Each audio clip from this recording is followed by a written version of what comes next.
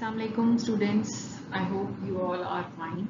Today the topic of lecture is systemic mycology. Basically these are the fungal infection that involve a whole system of the body.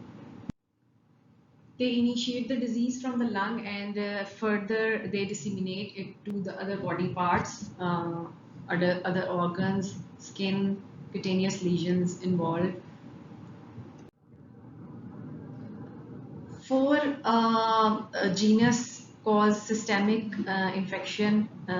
They include coccidioides, histoplasma, blastomyces, and paracoccidioides.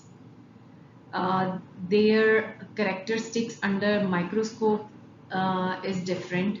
Their geographical location, their clinical features, and laboratory diagnosis are different. And you can see in the table that coccidioides appear as a spheroidal formation in skin, in tissues. Histoplasma appear as a yeast cell within the macrophages. Blastomyces presented as a yeast with single broad-based bud, and paracoccidioides appear as a multiple bud, like a pilot wheel appearance. The basic route is inhalation of spores of these dimorphic fungi. As I have already told you, dimorphic fungi are those fungi that grow in the body at 37 degree centigrade as a yeast form, and in the environmental temperature at 30 degree they grow as a mold form. The mold form is present in the soil. Within the lung, the spores differentiated into yeast cells and other specialized forms such as spherules. Most lung infections are asymptomatic and self-limited. However, in some cases, they disseminate to the other organs of the body. Infected person do not communicate these diseases, and it's not a communicable. So the main source is environmental source for inhalation by the inhalation of the spores, and the initiation of infection begin from the lung. Coccidioides immitus cause coccidioidomycosis. It is a dimorphic fungus that exists as a mold in soil and as a spherule in tissue. The fungus is endemic in arid region of southwestern US and Latin America. In soil it forms hyphae with alternating spores and empty cells. Orthospores are very large and are carried by the wind, and they can inhaled by the lungs. You can see the orthospores, and when they enter into the body, they divide and form spherules. Pathogenesis occurred in the lung. Orthospores from spherules are filled with endospores, which rupture and release and differentiate into new spherules. The organism can spread within a person by direct extension or via bloodstream. Granulomatous lesions can occur in virtually any organ, but found primarily in bones and CNS. This is the life cycle in the soil, external to the body, and the other cycle showed in the host. Dissemination from the lung to other organ, defective cell-mediated immunity, delayed hypersensitivity reactions occur that restrict the growth of the organism. Adequate cell-mediated immunity to the organism is measured by the skin test, and sufficient immunity prevents its dissemination.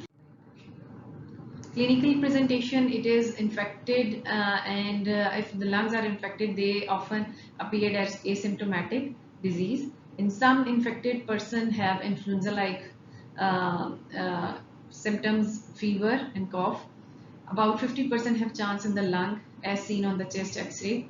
10% develop erythema nodosum or arthralgias. This syndrome is called valley fever or desert rheumatism. Disseminated disease can also occur in meninges as meningitis, bones osteomyelitis, skin nodules. Women in the third trimester of pregnancy also have a markedly increased incidence of dissemination. Erythema nodosum manifests as red tender nodule on the extensor surface of the skin over the tibia and ulna. Erythema nodosum is not specific for coccidioidomycosis. It occurs in many other granulomatous diseases like histoplasmosis, TB. These are the pictures showing the orthospores, and it's a tissue slide showing the spherules and the extensor surface. Lab diagnosis can be done in specimens, tissue specimens. Spherules are seen microscopically. Culture on the separate agar show hyphae with orthospores. In serological test, IgG, IgM, precipitin appear within 2 to 4 weeks of infection and decline in subsequent months. Complement fixation antibody occur at low titer initially, but the titer rise greatly if dissemination. Treatment, no treatment is needed if asymptomatic patient. Amphotericin B, itraconazole or ketoconazole is effective in lung disease. If meningitis occur, fluconazole is the drug of choice and prevention by avoiding travel in endemic area.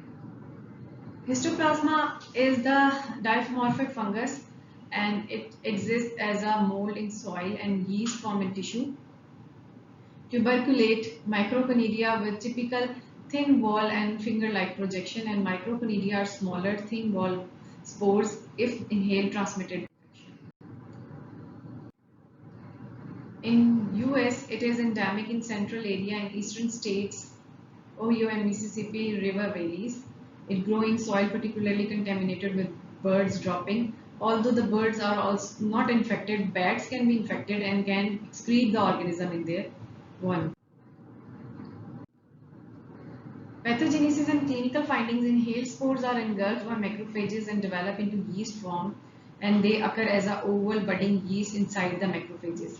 Yeast survives within the polylysosomes of macrophage by producing alkaline substances such as bicarbonate and ammonia, which raise the pH and therefore inactivate the degradative enzymes of polylysosomes.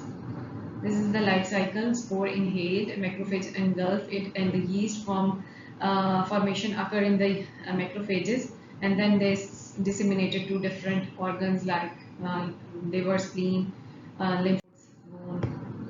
The organisms spread to liver and spleen. They form small granulomatous foci, healed by calcification. Pneumonia and cavity lungs lesion appears. Disseminated histoplasmosis develop in infant and individuals with reduced cell-mediated immunity such as AIDS. In AIDS patients, pancytopenia and ulcerative lesions on the tongue are typical of disseminated. If immunocompetent people, erythema nodosum can occur. These are the lesions on the oral region and the body. Lab diagnosis done by tissue and the yeast cell within the macrophages can be seen on the staining. Culture on seborrheic agar shows hyphae when grow at low temperature and yeast when grow at 37. Histoplasma polysaccharide antigen by ELISA, we can done on ELISA. Histoplasma RNA with DNA probe can also be tested. Two serological tests are useful for diagnosis, complement fixation and immunodiffusion. The immunodiffusion test is more specific but less sensitive than the complement fixation test. These are the macrophages engulf the yeast cells in the staining. No therapy is needed in asymptomatic or mild primary infections. However, when it progresses to lungs, oral itraconazole is effective. In disseminated disease, parenteral itraconazole is the treatment of choice. Other itraconazole is used for chronic suppression in the tissue with AIDS. There are no means of prevention except avoiding exposure in the area of endemic regions. I gave the blastomycosis and paracoccidioidomycosis in the other lecture. You can follow the link of that lecture. Thank you.